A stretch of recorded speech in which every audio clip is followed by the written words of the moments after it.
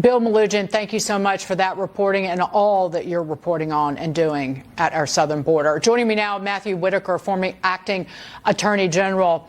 Matt, good to see you. So El Paso is run by Democrats. Do they have the president or the vice president's ear? Because, again, it's been denial and lies at every turn since they took office. Yeah, it's good to be with you, Dagan. You know, I don't think that the Democrats agree, at least the Texas Democrats in El Paso agree with Joe Biden's policies because, you know, this is not, we're beyond a breaking point. We have more people came into the El Paso sector, over 200,000 came in through that sector alone in July, and that was more than the entire year of 2021. So it is exponentially becoming a bigger problem.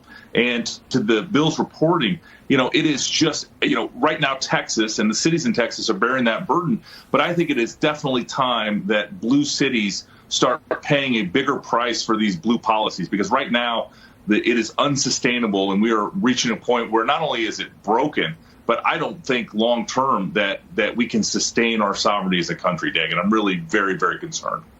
Well, what land is border czarina Kamala Harris living in? Listen to what she said over the weekend, Matt.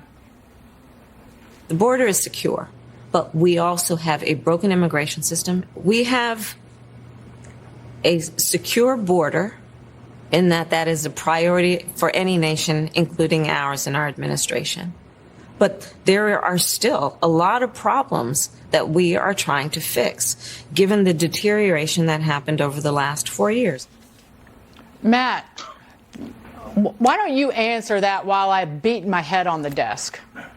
No, we have a turnstile border that is waving people through. It is solely on the Biden administration, and border czar Kamala Harris bears a lot of this responsibility to, you know, again, to administrate the border. Like every other country has figured this out except the United States of America. And I just want to be clear with everyone watching. We are the most generous country in the world. We admit over 1 million people legally to permanent status in the United States of America. So it's not a matter of having a system that works. We just cannot continue to wave people through with a notice to appear and expect that they're not going to keep coming in the thousands and the tens of thousands every day.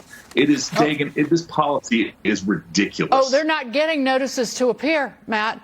The Wall Street Journal reported last week that many migrants are left in legal limbo because the U.S. is failing to file cases.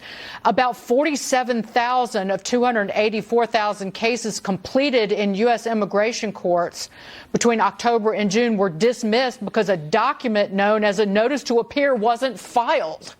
So it is a morass, and that is an insult to swamps and sewage lagoons to call this system a morass. And one other thing about the vice president, she talks about the need for immigration reform. Well, because it's such a disaster at our border and because they're not enforcing the existing immigration laws, it will never get right-sized. There's not going to be any reform coming out of Washington until it gets fixed, which this administration shows no capacity to do. Well, or no desire. I mean, I think, you know, everybody knows how this works. I mean, as the Department of Justice, we plussed up the judges at the border in the immigration courts, you know, and we made sure we had to stay in Mexico policy. And we had all of these policies that worked, Dagan. They reversed all of these policies. And now literally there is no policy. All they are doing is opening the door, unlocking the lock, and letting people walk across. And to your point, they're not even getting notices to appear now. And it is just the system. It's broken, and the only solution is to lock down the border and to actually do the things the way we did it in the Trump administration, and it's working. And then Lori Lightfoot, at Chicago mayor, some of the illegal migrants have been sent to Chicago.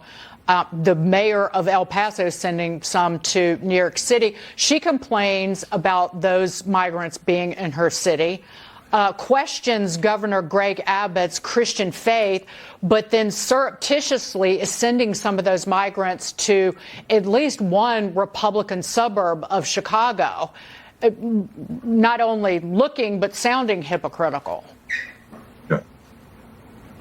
Well, let's not forget, these are Democrat policies. This is Joe Biden's America. This is what he wants. And so people like Lori Lightfoot and the mayor of New York, Adams, and others, including, Muriel Bowser in D.C., need to bear the cost of these policies. And these are they own this. This is the left's vision for America, which is open borders, crime and chaos in our streets that are a result of that illegal immigration. And it's just, again, the American people are bearing the burden, and I expect that in 2022 and 2024, they will vote for a border policy that actually works for the American interest. I repeat something that's been said before, but they need to pick one or the other. They want a welfare state, but you can't have wide open borders and a welfare state unless you want the United States of America bankrupted. So they need to pick one or the other. Not that either is a palatable choice, but you can't have both. Final word, Matt.